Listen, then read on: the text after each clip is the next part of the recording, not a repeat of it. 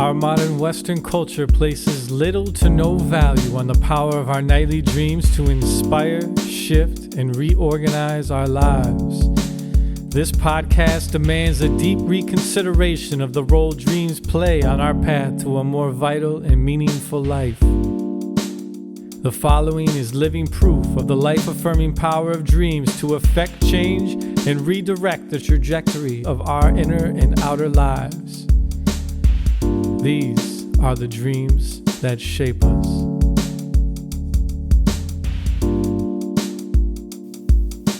Sowing Seeds for the Harvest. The title of this episode of The Dreams That Shape Us captures the essence of the fascinating dream shared by our special guest, artist Brenda Ferramani. It's a dream that reached far through time after she experienced it, to help her bear the best fruit of her life and heal her relationship with her daughter. It's another dream we offer as proof that dreams are meaningful and worth every bit of time and attention we give them. Another dream that busts the myth that dreams are meaningless and not worth bothering with. Sowing Seeds also captures the season as we record this episode in the autumn of 2020, after a year that scattered us like seeds looking for new soil to grow in. For some of us, it meant the loss of jobs and education and opportunities, and for others, it meant the loss of health, livelihood, even life. It meant epic changes in the world, and changes produce the seeds of future growth. For almost all of us, 2020 has meant more time away from life as usual, more time for introspection, more time for sleeping, for those of us fortunate enough, and that means more time for dreaming too. In those dreams, sow the seeds that grow and blossom if they find a willingness in you to tend them and create fertile conditions in your life, in your mind and heart and spirit. Brenda's dream is like a parable. It's a story meant to help her see things from the perspective of the wise mind that creates dreams and parables. Listen to her story about what she learned and how the dream shaped her life forever afterward. And learn for yourself how you can know the true message of a dream and juice its nectar. I'm your co-host, JM DeBord. I'm going to hand you off to my partner in the dream, Stephen Ernenwein, as he interviews Brenda, and talk with you again after the interview to drop some tips about how to sit with your dreams, allow them to speak with you, and see them blossom. Thank you, Brenda, for joining me here today. How is everything out there in Colorado? We had rain, and that's a blessing because of the fire. We live very close to the fire. Nice. So, very nice today. No complaints. Awesome. Thanks for having me. Yeah, you're very welcome. It's been a long time coming, I think, for us to have an actual conversation. That's true. That's true. I feel I know you, though. Yeah, I know. Yeah, so I think to begin the conversation, what I was going to ask you was, do you remember what season of the year it was that you had this dream? I think it was spring, which is odd, but it calls more attention to the autumn scene that it's in the dream. It's been a very, very long time ago, like over 20 years. Wow. Yeah, it's a very old dream. What season would you say you felt you were emotionally in at that time? Definitely autumn. Yeah. I was in my early 40s, maybe 45, and, entering midlife, which would be autumn, right? Yeah, I would think so. And my children were teenagers, and so I was expecting some really good things to start coming from all my attention and my caring, and I really believed in a harvest that I thought was to be mine. Yeah. Yeah, and your dream is in autumn, so that's interesting. I was half expecting you to say that just because the dream takes place in autumn. It seemed appropriate. Yeah. I had really high expectations. So, yeah. And I remember feeling really disappointed with what was happening in my life. Just so disappointed, devastated, actually. So, yeah. Yeah, I can imagine, being a father to a young boy, trying to look forward a little bit. I can see with just how much abuse you take this early in parenthood that by the end of it, you could feel pretty ragged. Right. It's such a surprise after having such a good relationship when they're younger, and then those turbulent years come, and it's, but if I could go back, I would see that there were red flags and there were problems. Been a part of a religion, a fundamentalist religion, which I actually call a cult. And I had left that religion. And it was very traumatic for me. And children pick up on those kinds of things. And so my children seemed to be testing me. Mom, what do you believe? What do you believe? And at that time, I believed in nothing. So it was very hard. But I took the step, I give myself pats on the back. I took the step to leave the religion because it wasn't authentically me.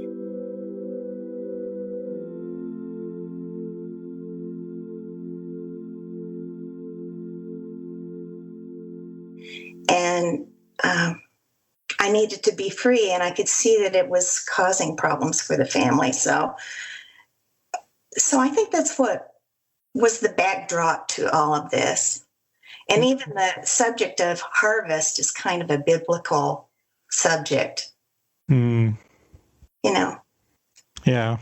So the seeds that you plant, you'll have a return on. Isn't that one of Jesus's parables, I think, about the harvest, planting seeds and I can't quite remember it. I feel like there's something like that. Yeah, it used to be burned into my psyche, and now I can't remember it at all.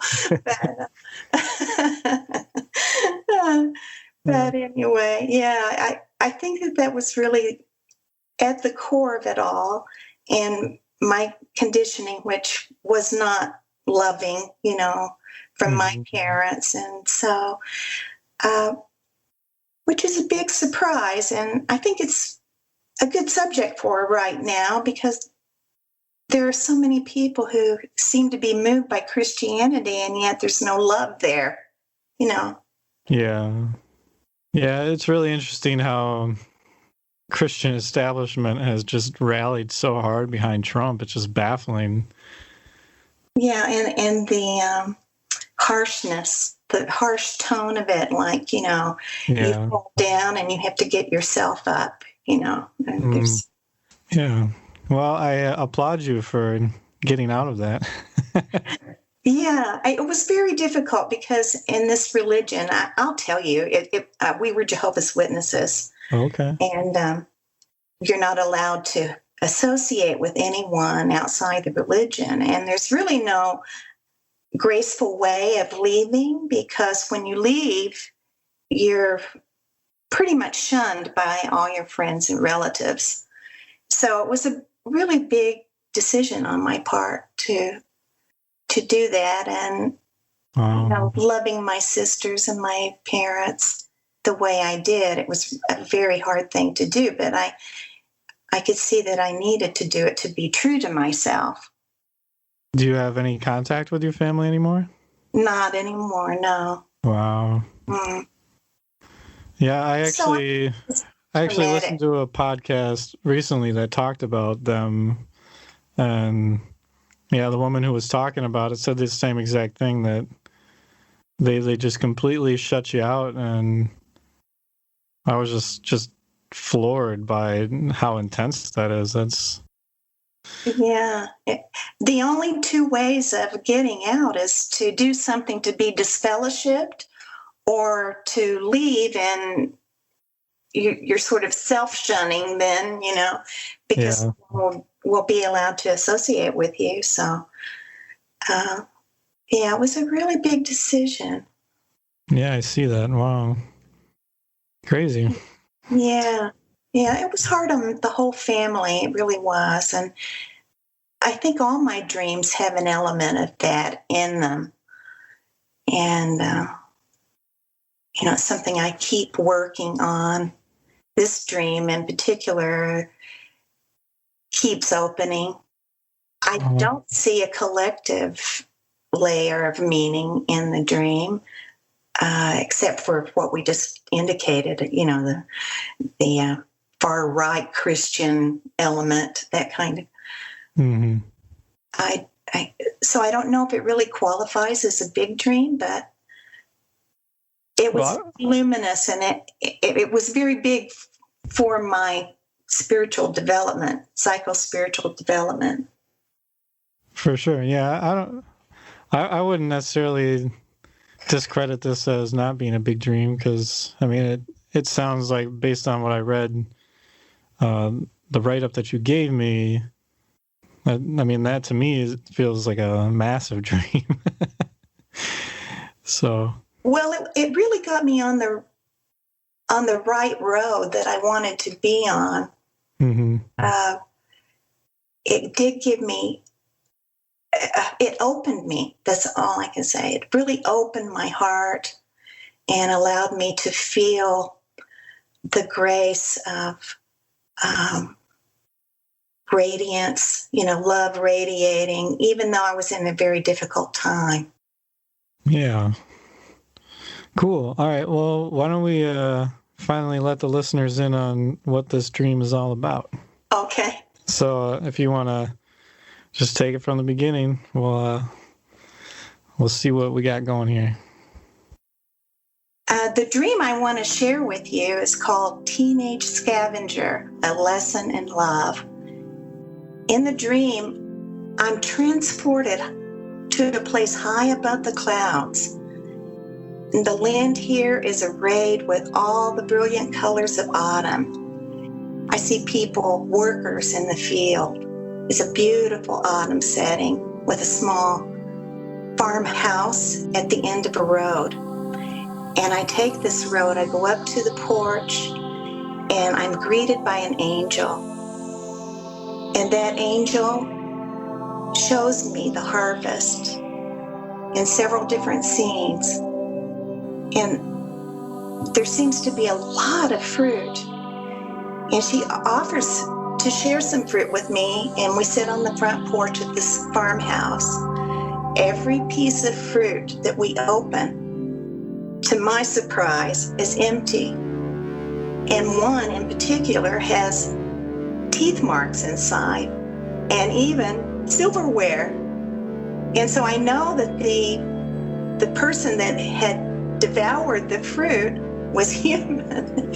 And the angel at that time said, "I'm sorry, but we've been having trouble with teenage scavengers." And so I sit there disappointed, and at the same time that I have this realization, I hear inside the house, in a dark place, a young woman crying. And that young woman is my daughter. Wow. And that's the end of the dream. That's such an amazing dream. It really is. So to begin with, kind of piecing away at what this means for you, can you just give us like a brief overview of how you interpret this dream? Well, when I first had the dream, I, of course, as many people do, applied it to the reality I was experiencing at that time. And I was having a lot of trouble with my teenage daughter. She was running away, and she was into drugs and alcohol and sex and living very dangerously. And it was very upsetting. We thought she was really in in a dangerous situation. We feared for her life. And so I was I wanted to apply it literally to my situation. And I had been saying to myself as I sat in my misery, is this my harvest? Is this what I'm getting out of all of my hard work? I know. Why would she do this to her mother? You know how parents are. Why would she do this to me? And it felt like a punishment to me. I felt like a victim. Yeah. So that was the initial take on the dream. And I think that's a big mistake for dreamers to do that, because there's so much richness in it. And it always has something that has been deeply unconscious that wants to come to the surface.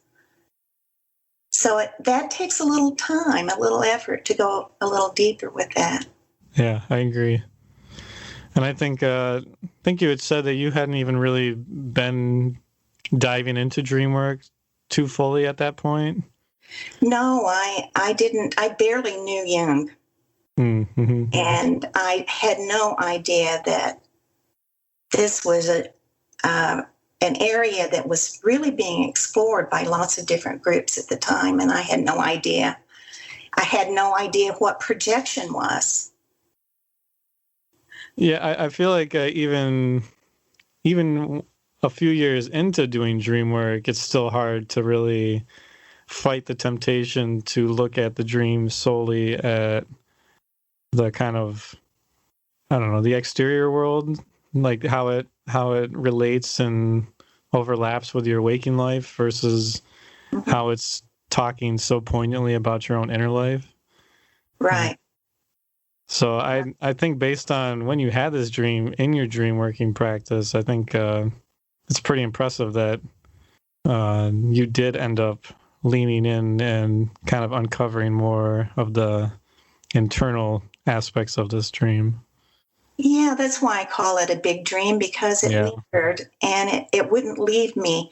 The imagery, the total feeling, the emotional state I was in, and I just kept hearing my daughter cry and knew that there was something that could be done. I don't know why. I felt that there was something that I could do, that the dream had a message for me. So I kept sitting with it.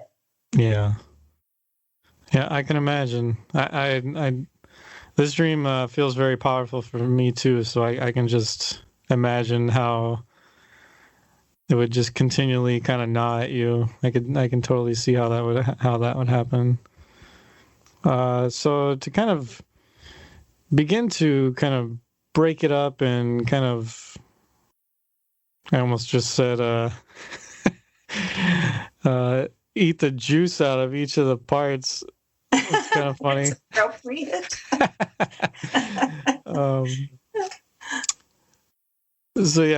So it begins, you have this beautiful view of fall as you kind of come down to the farmhouse.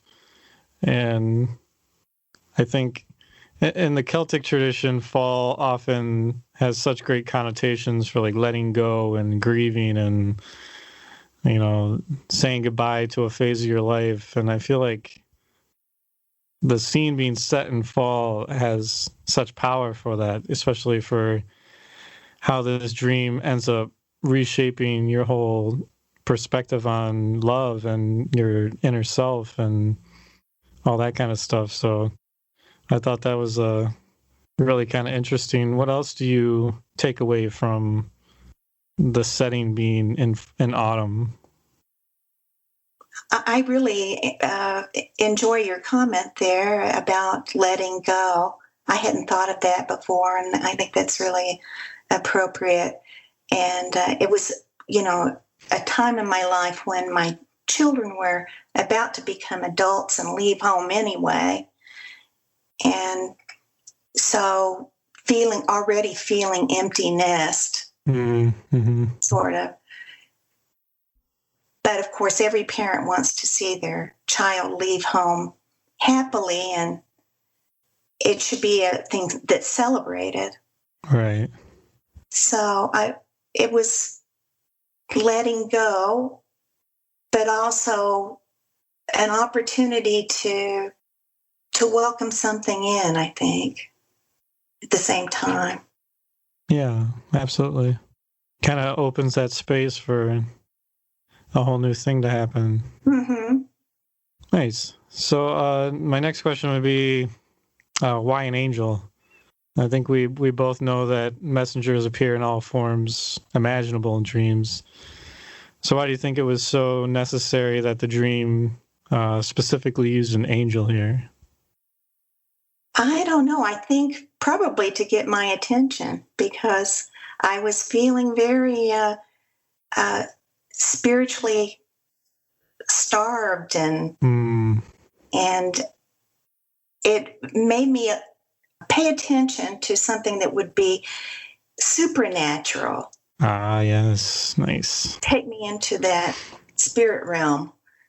And it was definitely a spiritual feel to it. And I am a very spiritual person, which I didn't realize until I didn't have spirituality in my life. And I was yearning for that. And so that was kind of a surprise to find out that I could feed myself spiritually through dreams and just paying attention, focusing in. I could feed myself. Yeah, and that seems appropriate for the rest of the dream too. Yeah, so it was like divine guidance. Yeah. And what's better than an angel to represent the divine? Exactly. Yeah. As you started talking about it, it seemed like, who wouldn't heed the message of an angel? It's like, I feel as far as messengers go, Right. they're like the top dogs of the messengers. So I think the dream definitely really wanted you to be like, okay, obviously there's something super important that is like kind of supernatural and carries that kind of poignancy with it. So yeah, I like that. So then, like, the next thing that I'm really struck by is the contrast here, and I love when dreams utilize contrast in this format, where they paint this incredibly beautiful scene where I can't imagine anything more leisurely than sitting on a front porch of an old farmhouse in the middle of the country during autumn when it's nice and sunny, and then you have this incredibly stark contrast of what's happening within the house. And the two are at odds with each other. And I've had several dreams like this too, and I'm curious to see what your take is on this. So as far as like the outside scene goes, do you experience this aspect of the dream as kind of like what your hope was, or your expectations for how you see yourself, or how you deserve to feel right now? Or how would you put that in your own words? I had worked very hard, like I had been in the field working. And, this is the thing, it's just coming to me now. Quite often our egos think one thing and spirit thinks something else. And, there was a light aspect to all the darkness I was going through in my waking life. You're always doing the right thing. You're always on the right path. You're always on your journey. Right. And so I had been doing all the right things. And it had led me to this point that I would learn something amazing about myself. So you could almost see that house as being a piece of fruit. And what was inside it was someone crying and someone in the dark. And so that's like eating yourself, from the inside out, Yes, absolutely. And how we can spoil things for ourselves. So it was really a beautiful realization. And, we shouldn't shun those times in our lives where it's so dark and bleak and problematic and full of obstacles. We shouldn't, because it's there to teach us something beautiful. And so this dream for me at that time. Yeah.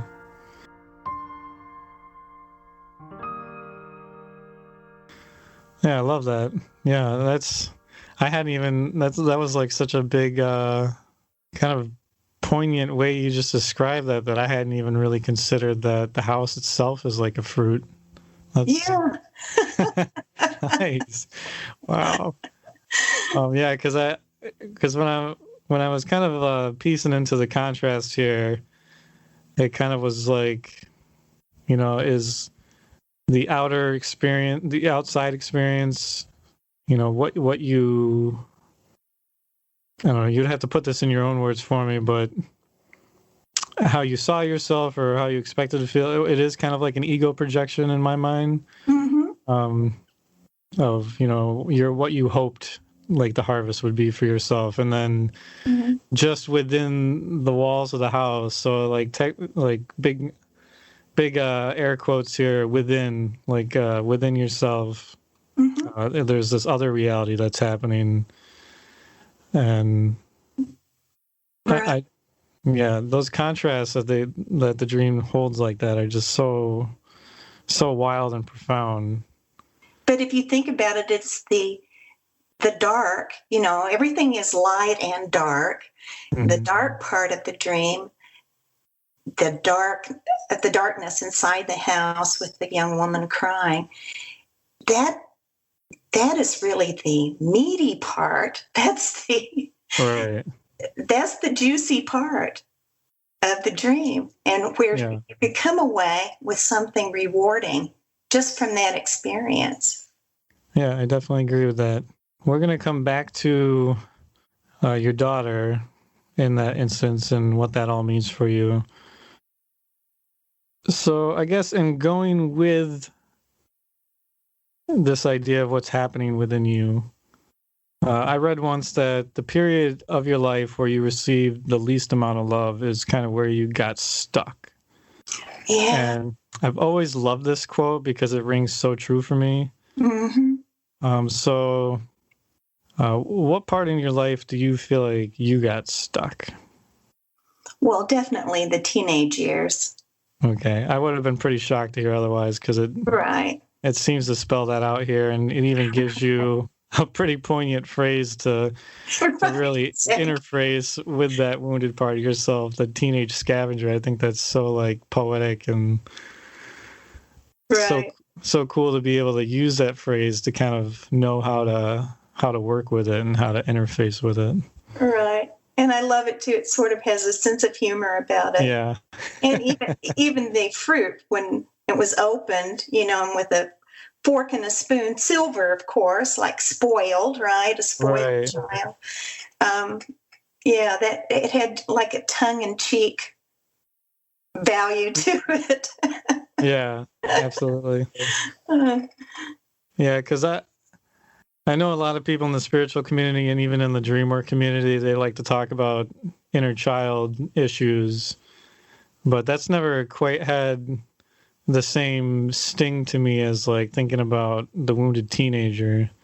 Mm-hmm. Because I feel like that's where I got stuck. That's definitely where I got stuck. And all the shadow work that I've been doing has almost exclusively been focused around those 4 to 6 years surrounding that time period. Right. So that's why this dream, when you first shared it with me, I was like, yeah, that definitely pings a lot of things for me as well. Right. Well, I was an artist, but that from birth, and it wasn't really recognized in my family, and I wasn't allowed to express myself, and I think that the teenage years were really stifling. I couldn't express myself in anything that I did, even in the way I dressed. And, so it was a wound that I wasn't being seen or heard, listened to. And that's a big thing that comes out of this dream, that I should listen to the cries, open myself to become a better listener in my life. Wow. Yeah. I feel like that is the teenage wound. It's like this deep outcry to be loved and to be heard and to be seen and validated in all the ways that we feel are so instrumental to who we are, that are just kind of budding out all of a sudden as we try to create this individualized sense of who we are. And I feel the people that are closest to us, who have seen us grow up, I don't know, maybe they're too close to us, that they can't see what is emerging at the moment, and they're stuck in, who we've always been. And I think there is like such a tension and such like a miss on all sides, as far as like it happens easily. It can really happen easily. And I think parents have expectations for the harvest. They have a certain way they want you to grow up. Yeah. And we deviate from that expectation, don't we? Oh yeah.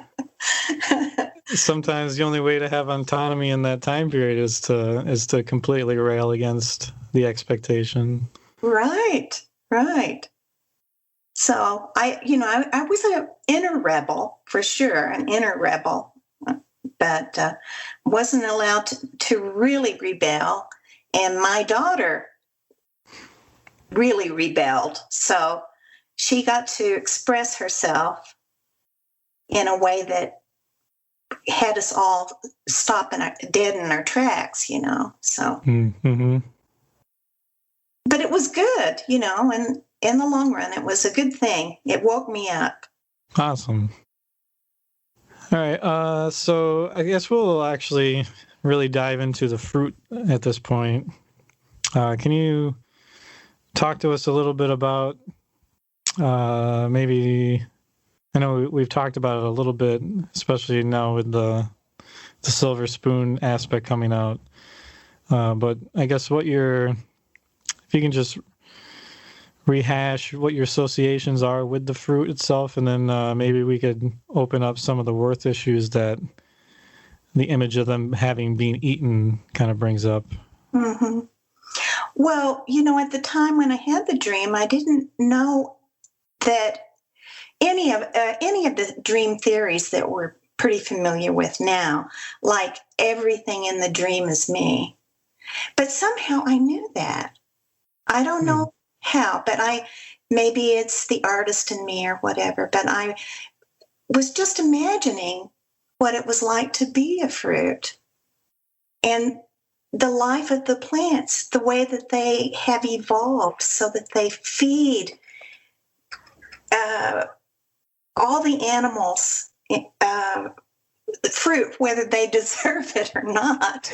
They get the fruit, and that is of a benefit to the fruit, because how can they grow? How can they continue to grow? How can they live if their seed isn't dispersed? So I was imagining how that felt.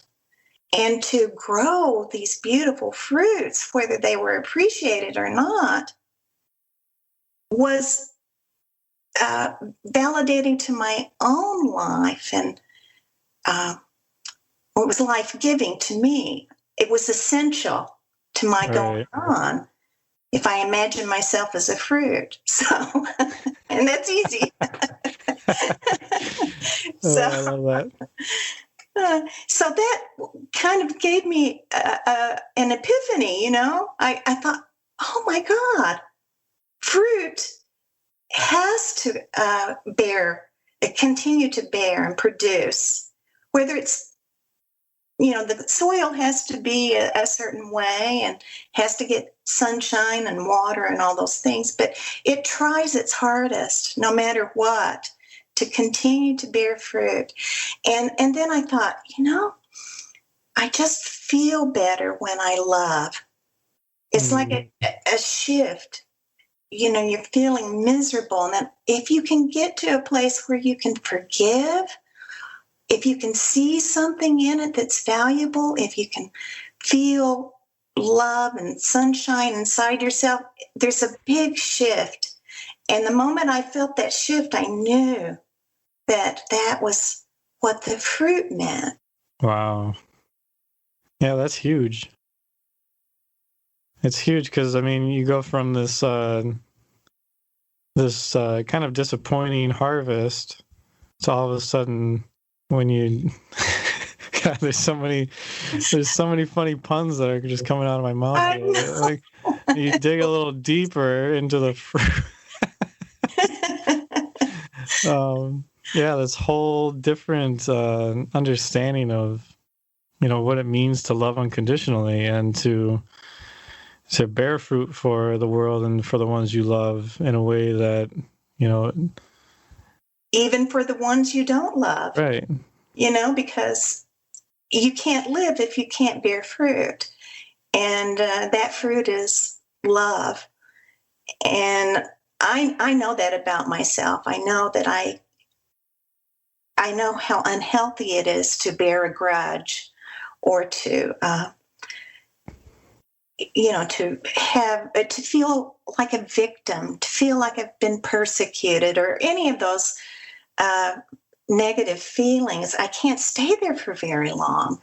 Yeah. And just feel myself withering up, so like a piece of fruit that's just lingering on the vine, and so I have to, in order to stay alive, I have to love. Wow. Beautiful. Thank you for that. So I think we'll begin to turn towards and have a look at your daughter and kind of unpack how you relate to the image of both the teenage girl and you, and how the dream at once gives you insight into your relationship with your daughter. And I guess to begin that conversation, I've been listening to this podcast by Esther Perel. Are you familiar with her? No, I'm not. She's like a Belgian psychotherapist, and she's got this amazing podcast called Where Should We Begin? And it's basically a one-time session with a client. I guess that's the way to put it. And so you get to hear this very intimate therapy session, and she's so brilliant. I can't even believe how brilliant she is. But one of the things she continually comes back to is this phrase that deserving is the entitlement of the deprived. For some reason, that phrase kind of kept coming back to me as I was reading through this dream. Can you say that again? Yeah, deserving is the entitlement of the deprived. Wow. Man, does that fit with this dream? Yeah. It's like, it gives me tingles. That's like such a powerful statement. Right. And like the silver spoon like seemed to poke at the entitlement that often comes with the teenage aura, like you had mentioned earlier, and and then just your hope for the harvest. I guess how does that statement land in you as far as its relationship to this dream? We'll start there. Well, teenagers do feel entitled, don't they? In an egoic way, I guess, because they demand that their needs be met, their needs, and it's almost like everything is so do or die. It's like so urgent, like it has to be done immediately, even though they've got their whole lives ahead of them. And there's a real impatience to it. And so, in my midlife, stuck in my teenage psyche, I was like thinking only of myself and how it would make me look. I mean, you called attention to the contrast in the dream, the beauty on the outside and then the darkness on the inside. And I was walking around with a smile on my face and everything was glorious and wonderful, but deep down inside, I didn't feel it. And, I think that the teenager in me felt deprived, as in the statement of the therapist. I felt very deprived of those things that I needed for my ego so that I could look good and be proud. And, I really wanted to have one of those bumper stickers on my car that said my child is an honor student and that kind of thing, Yeah. All right. I guess to stay in line with the idea of deserving for a moment more, the way she kind of talks about it is if you're deprived and you do so, and it's kind of like self-inflicted, like maybe you don't feel good enough, and so to feel like you deserve something, you have to kind of do enough to feel deserving or to feel entitled to ask for what you need at that point. Mm-hmm. And I know for me, I've struggled my whole life with not feeling good enough and constantly feeling like I have to overperform or over give just to feel worthy of receiving that. Mm-hmm. And so I'm curious, in your own life, how does that work within you? Like, do you never allow yourself to receive, or is there a bar that once you reach that bar, you're like, now I'm entitled. Now I'm entitled to deserving something, and I expect it at this point. Like, how does that worth issue kind of? I think that's perfect the way you put it for yourself. I really identify with that. It's I've never felt worthy and actually uncomfortable receiving any attention, any gift. I'm always the one giving usually, and I don't like surprises. and that's another beautiful thing about dream work. I've through the years realized that I am a poor receiver. And that's a very good point. Maybe I was braced for disappointment. Maybe I was braced for deep down inside didn't feel that I would have a beautiful harvest, even though maybe things were all working out and I just couldn't see it, Things, for a lifetime of bearing fruit, you have to be patient. You have to wait. And it's hard to see that it is unfolding in the right way. Yeah, absolutely. But I don't think I felt deserving. No, I always had to work harder and harder. And, totally get that. Yeah. Yeah, it sounds a lot like my fiance.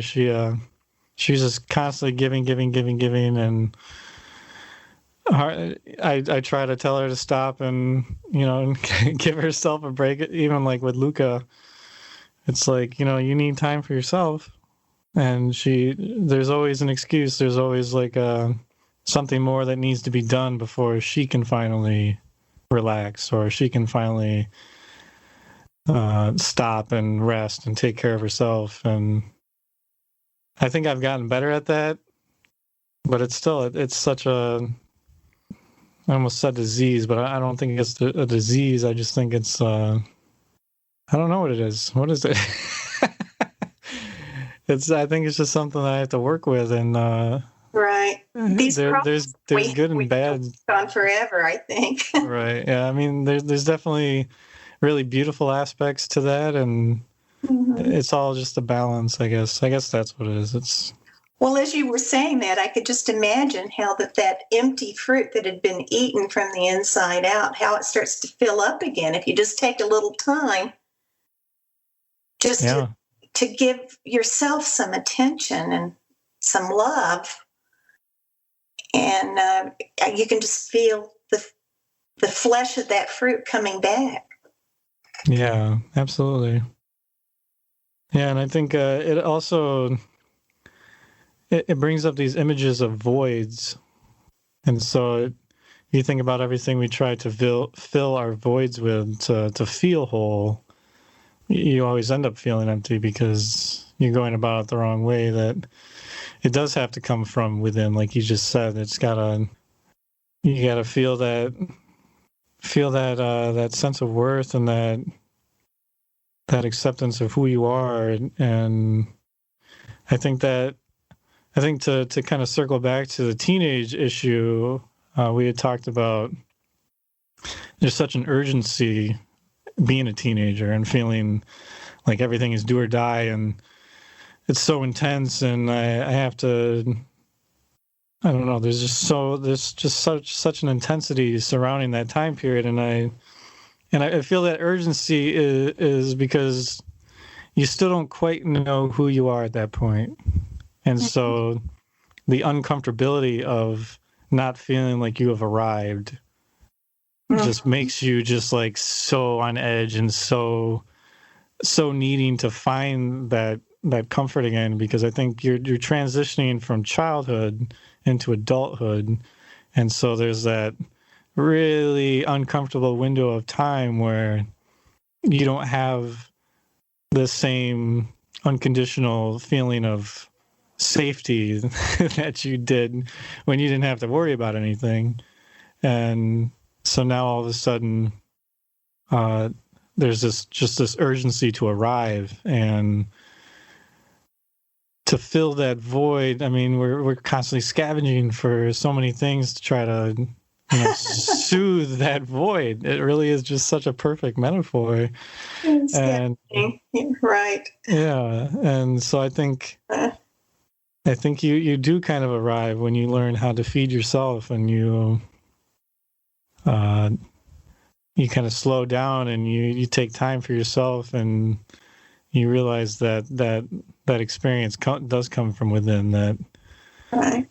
Yeah, absolutely. I wonder, I mean, if I could do it all over again, I'm sure that I would try to build in my children an appreciation for alone time, and teach them how to nurture themselves. So you're interested in this, you're interested in that. Well, what about reading this book? Or what about going here and spending some time, by yourself in this situation? Or try to teach them how they can give themselves attention and some freedom to explore the things that they really are drawn to. And a way for them to appreciate nature, too. I mean, nature is all over this dream, and that is such a nurturing thing for any human soul. Right. So, I mean, there are probably millions of ways you can do that with a child, but it's something to think about.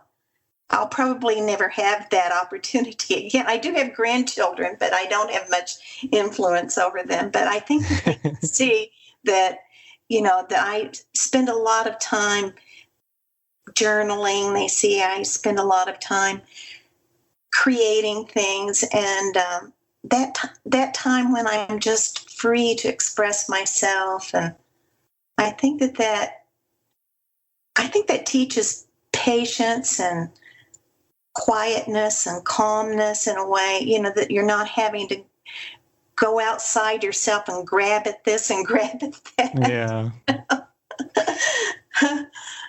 So.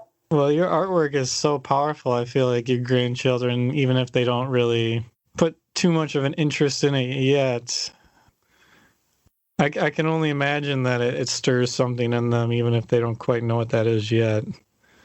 Right. And once they finally do start to question those deeper things, I'm sure they'll be coming to you like, what does Grandma know that I don't? I'm kind of beginning to uncover here, because your paintings are so beautiful and so intense that they evoke so much feeling that I can't imagine them being oblivious to it for long. Right. Well, I hope it has a good impact, but I do spend a lot of time in reflection, and I think I was always that person. But growing up, all the emphasis were put on the outer world and appearances and pleasing others. Yeah. And so that did leave me empty. And it's amazing, too, being in such a religious family. It seems like a contradiction, doesn't it? Yeah, it can, for sure. I guess to kind of start wrapping this up a little bit, in your blog post about this dream, you had made a comment about how you did helped you reclaim a deeper relationship with your daughter. Is that correct? Mm-hmm. Right, because I think that was sort of a gentle unfolding for my daughter. For me, it was a big change immediately because the wall came down in the dream. So that meant that I wasn't listening. It meant that I had put up a barrier. And so I just began to open myself instead of closing myself off. When she would talk, I would just listen and try to understand it, even though the things that she was experiencing, the things she was into, were very different from my upbringing. And I would want to judge it, like that's definitely wrong, come to some kind of conclusion as she's telling me something. That's the way it was before. And right. I think she could tell I was changing. And there was a willingness in me after this dream to just quietly listen and reflect back to her. And I think that gradually caused a better relationship to develop. It took some time for her to trust me, Right. Right. So, it was an immediate shift inside me, but I don't think we had any one moment where it all came out, because I didn't even share this dream with her until years later, and I wrote an article about it. So. Yeah. Wow. Yeah, I can see that. I mean, I would be hard pressed to imagine there could be a singular moment that could change everything. So yeah, I mean, relationships are so hard, and they're just like so hard. It's amazing. Right. And you can be listening and not really listening, Yep. You have to listen for the emotion that's in between the words. So you have it's a weird thing, isn't it, with two hearts talking to each other? Yeah. Yeah, it's a wordless conversation, but you just feel it. But you have to be vulnerable, I guess is the word. And maybe that's the wall coming down. Absolutely. And parents want to be tough. They want to look resolute to their children, right? And They want to appear that they know all and they never make mistakes, and this kind of perfect picture to their child, when it's actually to the parent's benefit and the child's benefit if the parent can be vulnerable, just admit, oh, I'm sorry, I didn't hear you say that. I'm sorry, I didn't understand. And just admit that, oh, I made a mistake. Right. Yeah, I think that was in Esther Perel's podcast. I think that was one of the more powerful moments in one of the sessions. She's talking to this father, and he says, he never apologizes to his son when he blows up. And she goes, well, why do you not apologize if you know you're wrong? And he says, well, I want to make it look like I'm never wrong, and I don't want to lose my authority. And she stops him and she says, well, if you come to your son and you say, I'm sorry, that was all me, that wasn't you. You teach your son how to be vulnerable, that it doesn't make you less of a man, how to be honest with yourself and your emotions, how to have integrity, how to and she like rattles off all these amazing traits that, you know, he would not have gotten otherwise if he God, that's beautiful. Yeah, it instills like so many great lessons, and it just like it blew my mind. I was like, wow. Yeah, I love that word integrity too. Yeah. Because you show your child that there are things more important than the appearances. There are things that you want to be authentic. You want to be true to yourself and higher values. And so that's a really wonderful, and it takes courage, doesn't it? Yeah, absolutely.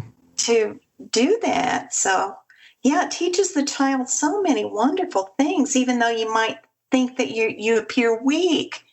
I think it shows strength, and it shows them how to be strong too. Right. Yeah, and it teaches you how to empathize with people. I mean, it's just like an amazingly long list of qualities that you're able to instill in somebody if you're able to level with them and you're able to take accountability for your part. And it's just it really is. It's a beautiful takeaway. All right, so I guess to end this interview with you, I guess can you just like briefly, in your own words, summarize, because it was 20 years ago, this dream? At least that. My daughter is at that autumn stage in her life now. She's 42. And so that's been quite a long time ago. Oh. Yeah, so I guess looking back over all these years, could you kind of sum up? It's probably beating the horse dead at this point, because I think we got the picture. But just if you could create a nice, all the juice out of the fruit, didn't we? Exactly. Yeah, but if you could just sum it up in a nice, tidy little statement as far as like how this dream has, from that point on, kind of reshaped how you've experienced yourself and how you've lived your life, I guess. Well, I would say that the dream opened me like the piece of fruit, and it like helped me find that warm place inside me that's always there.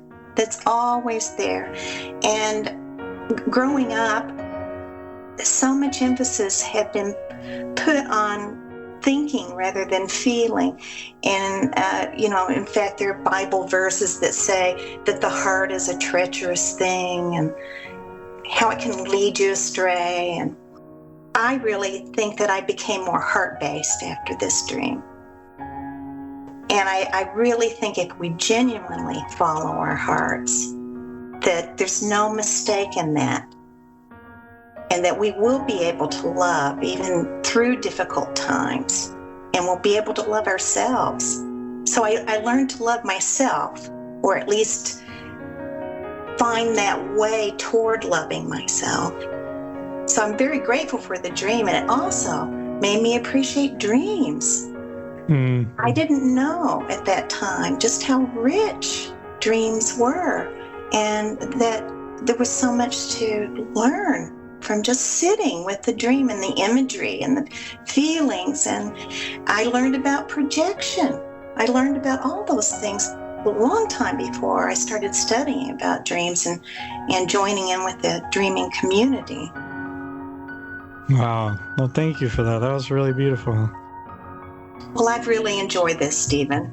Yeah, thank you. Me too. This was very nice. We'll have to do this again sometime. Okay, I'm all for that. Yeah, because you have a whole slew of really powerful dreams that hopefully we'll get to talk about. Awesome. Hi, it's your co-host, JM DeBord. What a dream, huh? Brenda is an inspiration for us to give our dreams attention and care, to ponder their messages and meaning, and foster the conditions for growth in ourselves and in our lives. Brenda found within herself a voice that needed her to listen. The voice of a wounded teenager crying, literally crying to be heard. Our dreams are full of such voices that want to be heard, and they reward us when we listen and respond.